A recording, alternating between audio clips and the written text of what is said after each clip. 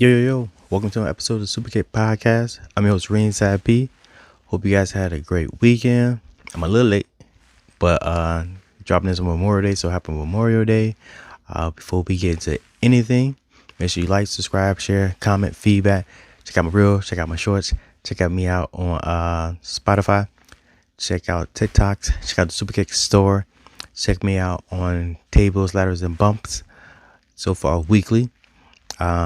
Just dropped a couple episodes of that, some clips and stuff. So you can check that out. I'll put that up right there so you guys can see that. Check that out. Check out the Ringside Mafia. We out and about making wrestling content out there in the world. So make sure you check that out. That's us right there as well. What else? We had SmackDown. That's Valkyrie over there interrupting my shot. We had SmackDown. We had King of the Ring to get into. So man, let's do it. Let's get into it right now. So SmackDown, we had the finals. It was semifinals for the King and Queen of the Ring tournament. We had Nia Jax versus Bianca Belair, and I didn't expect Bianca to win. And they've been focusing on this knee injury or whatnot, and I always just felt like it's just been Nia's time anyway, especially in the tournament. Especially with also with Tiffany Stratton being eliminated. I felt like Nia is the perfect option to be Queen of the Ring. So only she had to do is get through Bianca Belair. Great match. I'm always amazed at how just strong Bianca is out there. The things she's able to do, how athletic she is out there. Always puts on a great show. Then just saying like this second run that Nia Jax is having is incredible. Like most improved wrestler that I can imagine in a long time, especially like just being part of the game just for a minute, just for how long she's been here, and to see like the complete like change in where she first was here in WWE to where she is now. Like she's putting people over. She looks dominant. She doesn't look weak. You can tell she's worked on the craft and to get better and everything like that. So it's just great to see her in this environment getting the proper attention that she deserves. So like I said, they had a good match back and forth. No interference, which I'm happy to say that I like seeing, and Nia Jax pulls out the win, and it was like, man, all right, cool. Like, so it just made me feel even a little more excited that there's a possibility of Nia Jax winning the Queen of the Ring. So that's cool. And then also like watching them be in Jeddah, I felt like I was a little skeptical of how the energy was going to be, but it seems like just anywhere overseas right now, the energy has just been off the chain. So Jeddah definitely had the energy, from the different soccer chants, just singing the wrestlers' theme songs, singing Randy Orton coming out, hitting the whole thing like voices, like Randy said, like, man, and like his whole time of having voices as his theme, they never sung it like that in the States as they do overseas. So I mean, once again, like Jeddah got the memo. They knew what the deal was, so they run the energy. So it was great seeing that, because you can feel it through the TV, So like watching the match, like I feel like you don't, at least overseas, I feel like they're so into it. So even if the match might be a dud, which the Nia Jax versus Bianca wasn't a dud, the crowd makes it feel hype, So that's great to see. So like I say, Nia Jax wins. She moves on to the finals of the King and Queen of the Ring tournament. So we'll see what she's going to do at the PLE, the very next day. We had a little interaction. We had the Grayson Waller effect out there. So we had Grayson Waller. Well, we had A-Town Down Under. And he's going to have LA Knight as their special guest. And, chaos ensues as usual. Those things do. Carmelo Hayes comes out. He wants to have a little beef with LA Knight. And so that turns into a 6-man tag. And what I think is going to be a great match, or something that I would like to see, is Carmelo Hayes versus Montez Ford. I'm here for that. What do you guys think? Let me know. You guys want to see Hayes versus Ford? I think both of these guys can go. And I just think it'd be a great back and forth match. I'm liking, like I said, I'm always liking the swag that Carmelo brings out to the ring, the way he comes out. Um, I think it's going to get better as the weeks progress. You know, they might add a little bit more to him, a little bit more flair, or whatever the case may be. But so far, like in the ring, he can go. I have no complaints about that. Um, I want to know what, if there is a glass ceiling, is he able to break through that, or what is the peak they're going to try to put him at? Especially since he is height wise and body weight size a smaller dude than most of the guys. I remember seeing him versus Randy Orton. Then just the comparison at athletes, it was just like, yo, he made Carmelo Hayes like a kid out there, you know. So, but once again, Carmelo Hayes can wrestle, and Montez Ford can wrestle. He put on muscle, and he can still go. That fog splash, the way he jumps pretty much out of the arena each and every night when he does it is amazing. Like I say, man, I want to see Carmelo Hayes versus Montez Ford. What do you think? We had like a little segment backstage with Cody Rhodes and Randy Orton, and they shook hands or whatnot. And it wasn't like two guys that were like jovial, like happy to see each other. It felt like there was a little bit of, I don't know, I want to say ill will or ill intent, especially on the Viper side, on Randy Orton's side. So I feel like it's safe to assume that we should be getting Randy Orton versus Cody Rhodes at some point in the near future, especially if he moves past Logan Paul, which, you know, I think we all kind of safe to assume that he was going to get past Logan Paul. But I think that's the matchup for Cody Rhodes on SmackDown, is him versus Randy Orton. They have so much history. They was in a group together, you know, so definitely looking forward to that, especially with Randy Orton being a heel in this instance if they do end up facing each other. What we got? Another thing I think is feel like I was seeing more time for the women. I felt like there have been like noise being made that the women aren't getting the proper tick on TV, and it's feel like we've seen a change. At least I feel like I was seeing a change, and definitely in Jeddah, like I felt there was a lot of the women was getting the proper ticket and TV time. You know, maybe I didn't get to do the numbers, but I just felt like I was able to see them more. And maybe it's not a big difference at all, but maybe just from what we was seeing them in comparison to now, maybe it's very big. But like I say, man, the women been having phenomenal matches in the Queen of the Ring tournament. So definitely looking forward to seeing more of what they can do. We had a match between Bayley and Chelsea Green. And I feel like that's going to lead to Piper Niven versus Bayley at Clash at the Castle. I still think Bayley's going to win, but it is great to see like Piper Niven in this spotlight for her be able to do stuff. The next we can get into like the bloodline stuff, which is always great to see.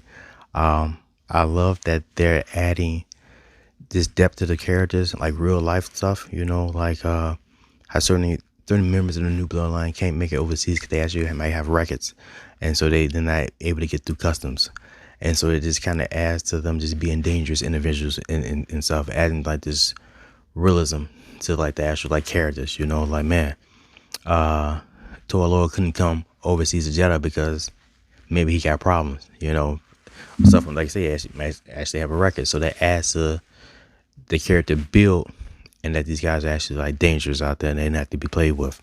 So it's cool to see. And each and every week to watch Paul Heyman, like this seems like he's just in fear for his life when he's out there. He doesn't know what to do. He's like he's just moving on thin ice. He just want Roman Reigns to come back so bad just to save him from this torture that he's in.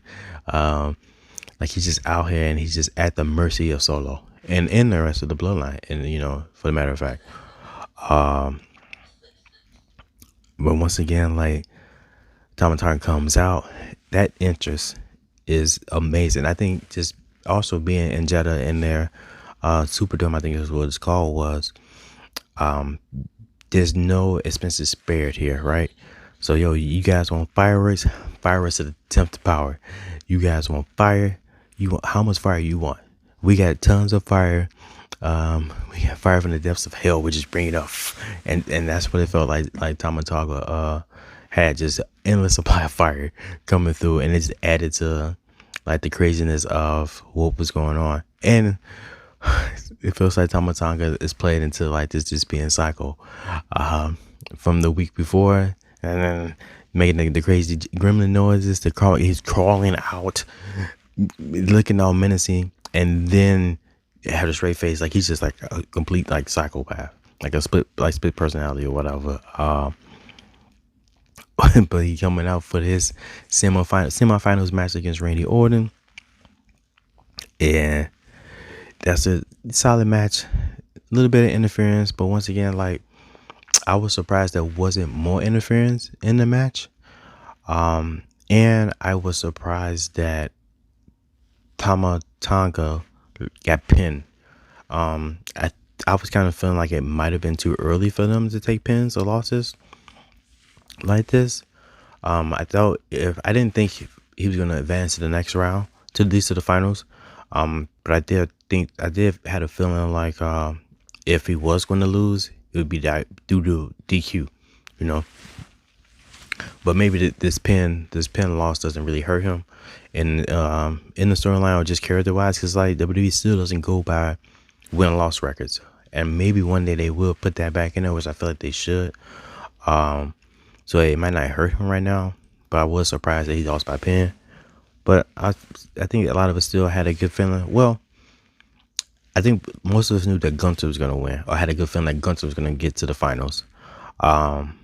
It was just from the SmackDown side, I think it was kind of up in the air. And for me, I thought it was always going to be LA Knight. It was going to make it to the finals. It was going to be LA Knight versus Gunther. And I felt like that might have been a better decision. You know, I think Randy Orton was already tied up in bloodline stuff, so it didn't really matter. But maybe Orton versus Gunther is the better wrestling matchup anyway. So I think it's a win-win overall. But I was still surprised like Randy Orton made it to the King of the Ring finals, and we got him versus Gunther.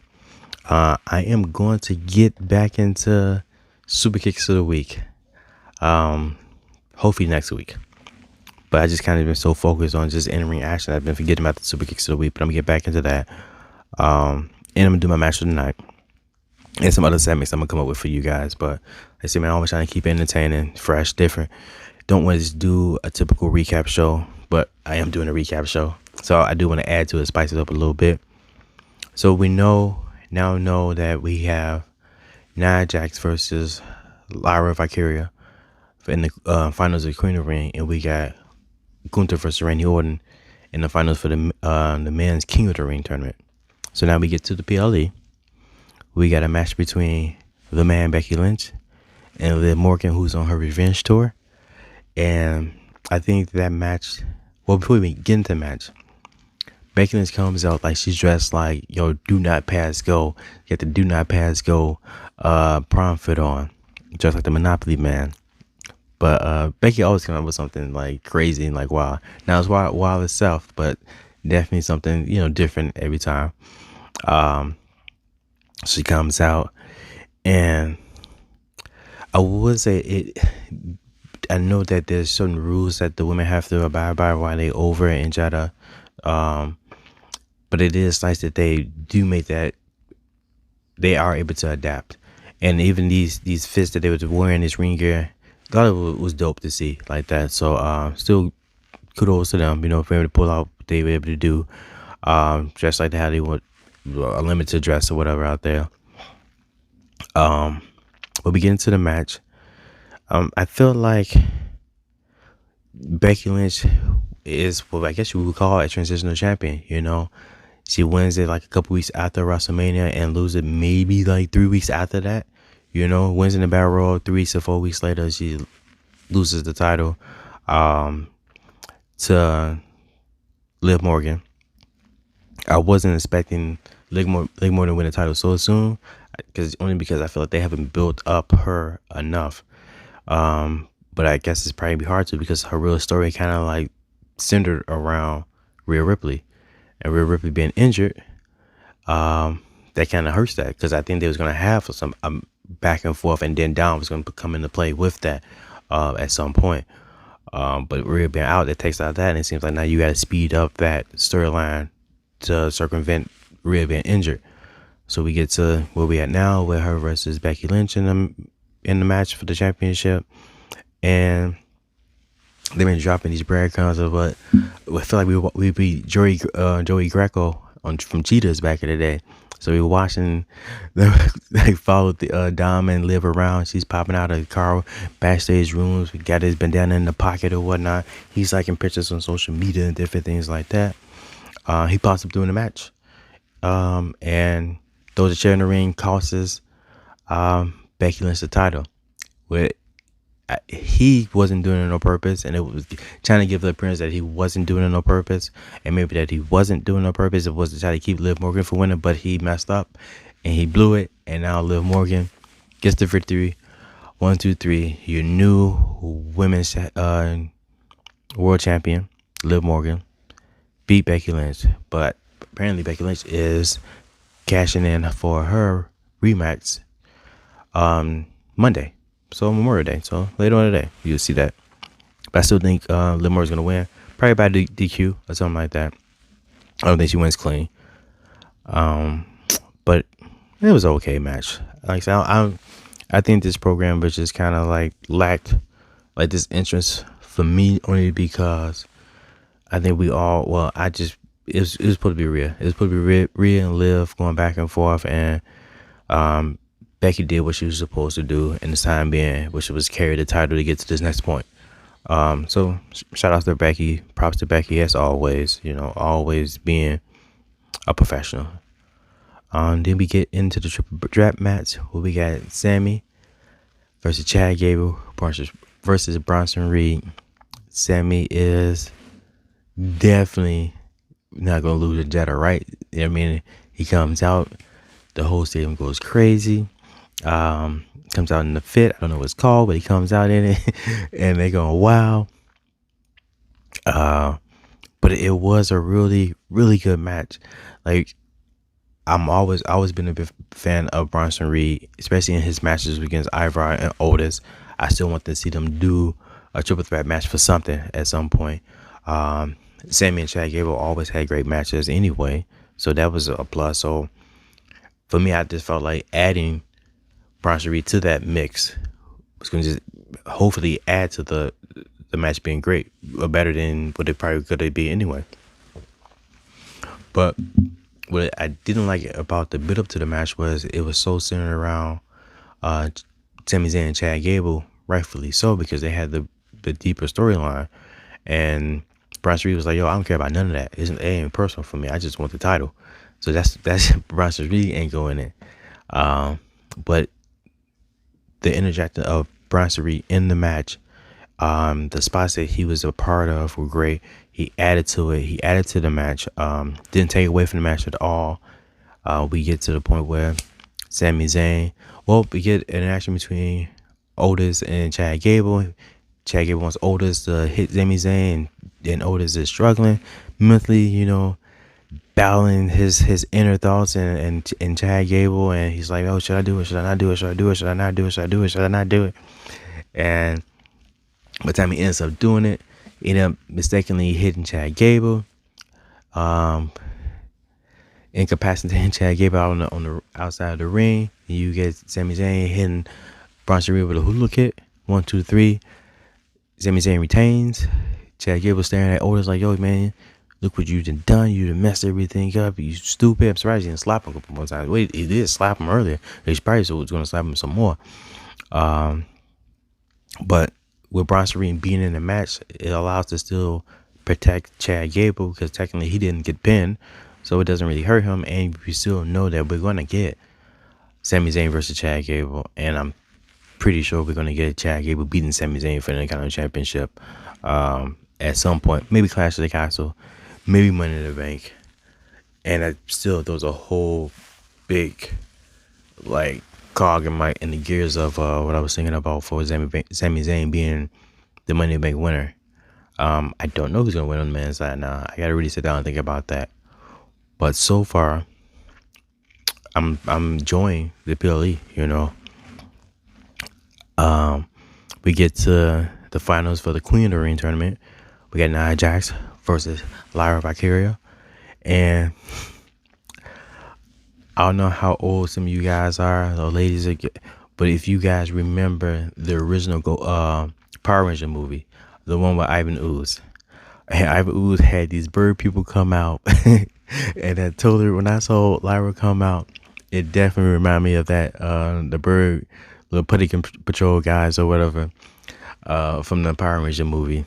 But but we get into the match, and that's what it is, man. These fits, these ring gears was different this time around, and it just really stands out. But Lyra comes out, flapping her wings, and up against Nia Jax. And it wasn't a big switch up for Nia Jax as far as like ring attire. She kind of just normally what she wears. It's just a complete cover up. Instead of some part kind of being like see through or whatever. The match was what it was. Like nothing outstanding, but it was a great back and forth and a great display of a match between speed versus power and size, and with power and size coming out as the victor. Get to the final of the match, the final seconds of the match, and Lyra's trying to do a sunset flip powerbomb off the rope, and Nia Jax squashes her. She finishes her. Like that was like a fatality. Like that Annihilator is probably the best one I've ever seen, and one that made me think like, oh man, Lyra might actually be hurt down there.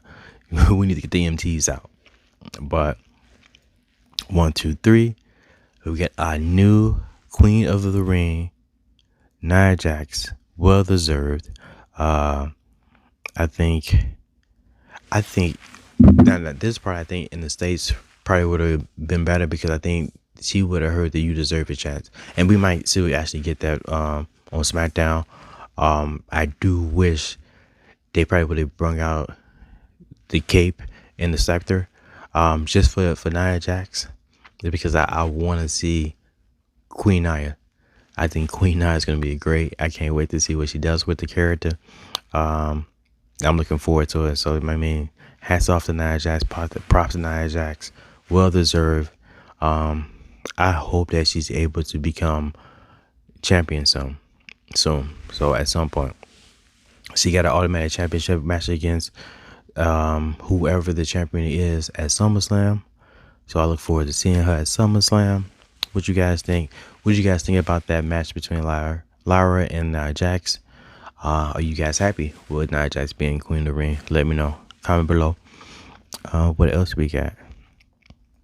Then we get into the men's finals of the King of the Ring tournament. We got Gunther versus Randy Orton, and the fans in Jeddah go crazy, man. They singing the whole entire song for Randy Orton coming out. Randy Orton had like an Undertaker type entrance. He came out. I felt that mug was like 8 minutes long. He came out to the ring. I let the dog out. Came back, put the dog back in. He wasn't even in the ring yet when I came back in from letting the dog out. So, but the start of the match, good technical wrestling, headlocks, snap mirrors and stuff like that, slowing the pace down. Then you get to see Gunther's wrestling ring IQ at full display there. They kept making mentions of him being a ring technician, and he is the ring general. I mean, weeks prior to this, and I felt like there was a big emphasis put on that, let you know that he is a technician in the ring. And so we got to see that at this, full display once again. Another good thing was there was no interference in this match. A good one-on-one match, and I think this probably it was the better decision to have Gunther versus Randy Orton as opposed to Gunther versus LA Knight in the finals, because this should be a tournament of the best wrestlers, in-ring wrestlers with their best in-ring ability, and I think it's safe to say that Randy Orton is a better wrestler than LA Knight in ring. So we get back and forth, and you see, like I said, you see Gunther IQ in full display. He's targeting Randy Orton and surgery repair back. He's targeting the knee that Randy Orton been having problems all tournament.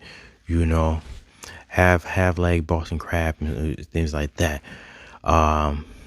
Torturing Randy Orton, chopping him. You know, I'm pretty sure Randy Orton never felt chopped like that in his whole entire life, and he's probably been master. He's been master with Ric Flair. You know, so the chops and Gunther's are something different. We see some RKOs. We see some splashes. RKO, Gunther hits a crossbody roll-up pin, crossbody pin. And there is some controversy there because Randy Orton's shoulder was up, but Gunther wins, and you get the new king of the ring, which is Gunther, King Gunther, King General, General King, King of the Ring King General guy. But like I said, I felt like this was Gunther's tournament from the jump.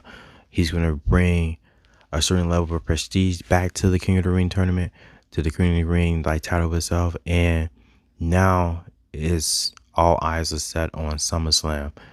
And once again, like, I highly doubt that Gunther is going to win at SummerSlam, and which is crazy because I don't know. I feel like it's fast. I feel like they're pushing it fast or whatever, but I think it's time for Gunther.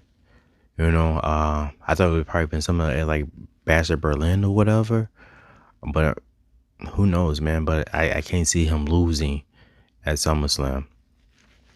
And honest opinion, I haven't seen him lose really, at least get pinned at all. If there's been a loss, a singles loss, it's been through, I want to say, either through disqualification or count out. Outside of WrestleMania, I personally haven't seen him take a loss.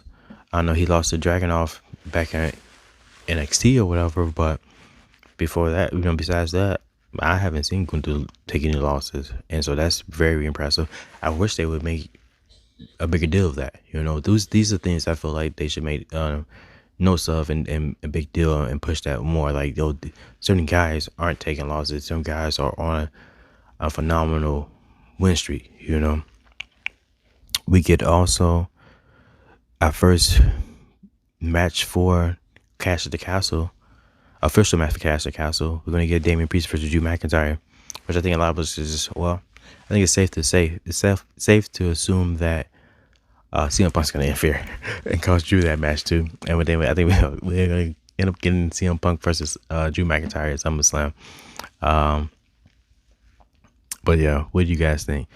Are you guys, well, before I even get into that, are you guys happy with Gunther as King of the Ring? Would you rather have seen someone else? Let me know, man. You know what to do. Comment below. So we get into the last match of the night. Cody Rhodes versus Logan Paul for the WWE Undisputed Championship right here. They should have made it. They should have had a stipulation that it was belt for belt. And I think that would have made it so, like, yo, I feel like we all knew, a lot of us, it was also safe to assume that Cody Rhodes wasn't going to lose. Especially not to Logan Paul. It would have been crazy if they put the championship on Logan Paul, the Undisputed Championship, after Cody Rhodes has spent 2 whole years and you just defeated Roman Reigns, and now you're going to put the WWE Undisputed Championship on Logan Paul? Yeah, okay. We're not falling for that. Come on, man, the audience is not dumb, yo. But it was a typical Logan Paul match, and as I feel like I can see with Logan Paul, with having a handful of matches, each match he's gotten better, and I don't think he's have had any whack matches, in my opinion. You can get the high flying spots, you can get the viral moments, you can get the interference, you can get the cheating, but it's always done in a way that is entertaining. You know, they both were able to carry each other in the match. Cody Rhodes is Cody Rhodes, you know, so he able to make Logan Paul look like a career veteran in the ring. Cody Rhodes pulling out new moves. I hope he names this. It seems like I'm pretty power driver or something like that. Like Cody Rhodes is pulling out. So Cody Rhodes is pulling out some new moves, which is nice because I'm not really a big fan of the Crossroads. I feel like it's kind of mid, I remember Roman Reigns hitting Cody Rhodes with the Crossroads in the ring. He said, "Of course, no one. This move doesn't beat no one. This move sucks. So that was funny. But in succession, if Cody Rhodes hits like 3 of those, then it's cool. But I don't want to see you hitting 3 Crossroads in a row on everybody to beat them because it doesn't have the same effect. Like, to beat Roman Reigns, yeah. To beat Logan Paul, nah. But like I say, entertaining match. Brass knuckles in the play game, even though they wasn't supposed to be in play in the ring and nothing like that. Cody Rhodes pulls out the victory. 1, 2, 3. Still WWE Undisputed Champion, Cody Rhodes, and now what's next for him is I don't know. I don't know if he's gonna fight Cassius the Castle. I don't know, man. I doubt it, but Cody Rhodes is a fighting champion. This is what everyone wanted. You wanted a fighting champion. That's what we got. Cody Rhodes, Joe. But what did you guys think about Cody Rhodes versus Logan Paul? Did anyone really suspect or believe that Logan Paul had a chance to win the WWE Undisputed Championship? Let me know. Working on this week's What If. I got 2 legends from different eras clashing against each other and a possible another dream match. So you guys should want to stay tuned and see that. That's going to be dropping Wednesday. What else do I have going on? Oh, I got artwork. I finally got some new artwork from a guy named, his page is Sam Evans Art. Sam _Evans _art. He's from Australia. I finally got my paintings. Did an unboxing video, so you guys can check that out. Sam Evans Art, right here. This is his page. Make sure you check him out. Real dope. Now I can finally actually display those ones. I gotta get some frames. Display those ones up in here, so you guys see that weekly. Man, but that's about it, man. That's all I got really going on this week. Before we end, make sure you like, subscribe, share, comment, all that good stuff. Like I say, man, tables, ladders, and bumps, we taking over. Ringside Mafia, we taking over. Superkick store, reels, shorts, TikToks. I don't even know now on TikTok. But man, that is it. Until next time,